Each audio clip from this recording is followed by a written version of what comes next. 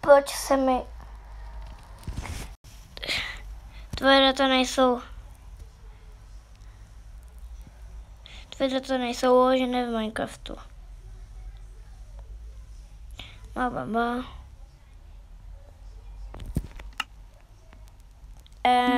Co se stalo?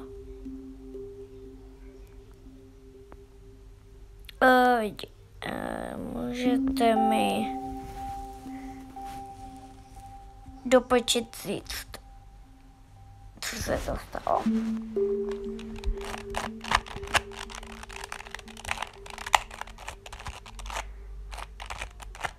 Já jdu volat na Mojang.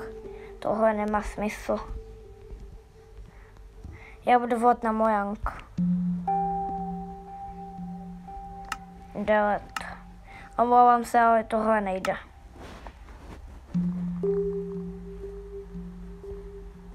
Já jsem strašně moc omlouvám, fanoušci, no ale tohle fakt nejde.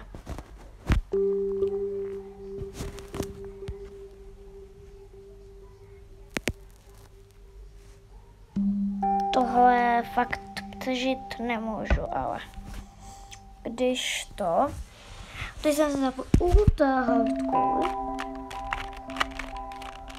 poprvé, tak mi to neudělalo tohle. Doufám, že si to uložíte do playlistu. A dajte lajky pro další videa a strašně donesít. Tak čau.